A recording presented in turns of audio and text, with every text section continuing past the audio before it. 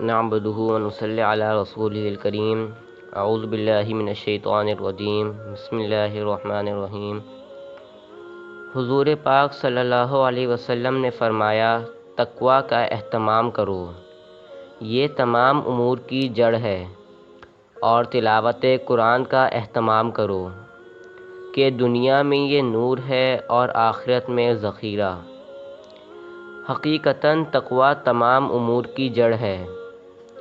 جس دل میں اللہ کا ڈر پیدا ہو جائے، حق تعالی شانہ اس کے لیے آسانی کے راستے نکالتے چلے جاتے ہیں اور اس طرح اس کو روزی پہنچاتے ہیں جس کا اس کو گمان بھی نہیں ہوتا۔ اور اسی طرح جن گھروں میں کلام پاک کی تلاوت کی جاتی ہے، وہ مکانات آسمان والوں کے لیے ایسے چمکتے ہیں جیسے زمین والوں کے لیے ستارے۔